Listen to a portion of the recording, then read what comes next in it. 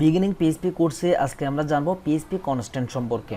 তাহলে PHP constant হলো অর্থাৎ কোনো একটা ডেটাকে যদি আমরা কি করি, কোনো একটা ডেটাকে যদি আমরা কনস্ট্যান্ট অথবা ধ্রুবক হিসাবে ওয়েবসাইটে সব জায়গায় ইউজ করার জন্য ডিফাইন করে দিই।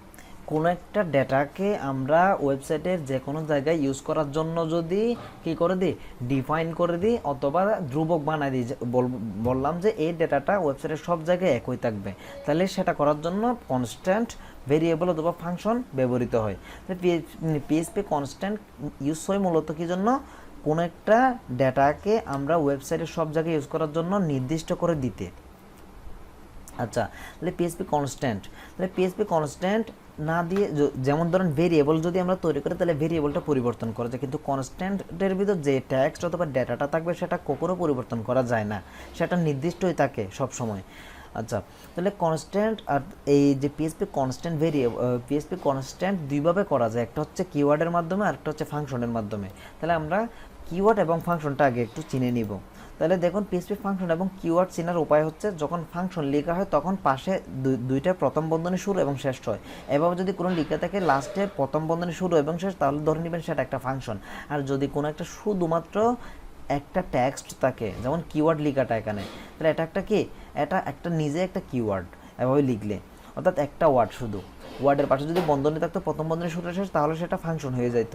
তাহলে এরপর আমরা দেখব পিএইচপি কনস্ট্যান্ট তৈরি করা হয় দুইভাবে, একটা হচ্ছে ডিফাইন ফাংশনের মাধ্যমে আর একটা হচ্ছে সিইউএনএসটি ফাংশনের কিওয়ার্ড ব্যবহার করে। তাহলে এখন আমরা কোডিংয়ের মাধ্যমে দেখবো হচ্ছে কীভাবে আমরা পিএইচপি কনস্ট্যান্ট তৈরি করব।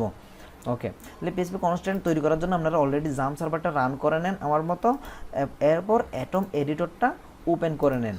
তাহলে অ্যাটম এডিটরটা ওপেন করা আছে, এখানে আমি HTML স্ট্রাকচারটা নিয়ে আসলাম, এরপর কনস্ট্যান্ট তৈরি করবো। এখানে H2 দিয়ে লিখলাম H2 দিয়ে লিখলাম PHP কনস্ট্যান্ট UNSTENT কনস্ট্যান্ট। তাহলে এখানে PHP কনস্ট্যান্টটাও লিখে দিলাম।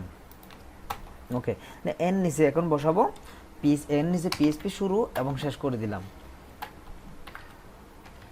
আচ্ছা, তাহলে এখন পিএইচপি প্রথম আমরা ডিফাইন ইউজ করব। তাহলে ডিফাইন যদি ইউজ করে DEFIN, ডিফাইন লিখে ফাংশন শুরু, ফাংশনের ভিতরে দুইটা প্যারামিটার থাকবে, একটা হচ্ছে নেম আর একটা হচ্ছে ভ্যালু। এখানে দিব যে নাম ধরে আমরা ডাক দিলে আমাদের কনস্ট্যান্টে থাকা ডেটাটা শো করবে। ধরেন এখানে আমি ফ্রেন্ডস নেম দিলাম, FRIENDS, ফ্রেন্ডস লিস্ট নামক একটা ভেরিয়েবল তৈরি করলাম, এটা একটা নেম অর্থাৎ নেম তৈরি করলাম। এখানে অনেকগুলো ফ্রেন্ডের নাম দিলাম, ধরেন এম লিখলাম, AKIB, দেন SI, আর এখানে অনেকগুলো আমার ফ্রেন্ডের নাম লিখতেছি।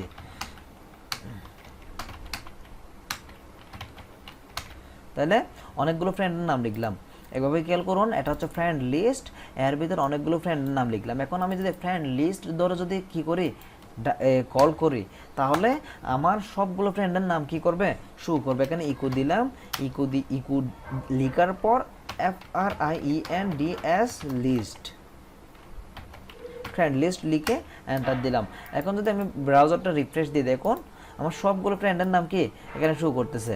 আচ্ছা, তাহলে আমরা ডিফাইনের মাধ্যমে এই নাম ধরে যখন কল করলাম তখন এই ফ্রেন্ড লিস্টটা শো করতেছে। এটা ডিফাইন, এটা ওয়েবসাইটের যে কোনো জায়গা থেকে কি করা যাবে, অর্থাৎ কল করা যাবে।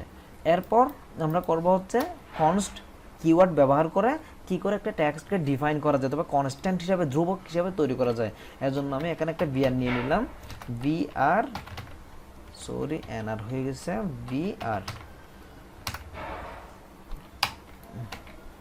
তাহলে যদি কিওয়ার্ড ব্যবহার করতে তখন লিখতে হবে CUNST কনস্ট, এরপর নেম দিতে হবে। এখন কি দিব, এখন দিব হচ্ছে নেম, অর্থাৎ আমার নামটা আমি লিখতে চাচ্ছি, হুসাইন। আচ্ছা, নেম না দিয়ে এখানে বায়ু দিলাম। তাহলে এখানে লিখতে পারি I am Sajjad Hussain and I am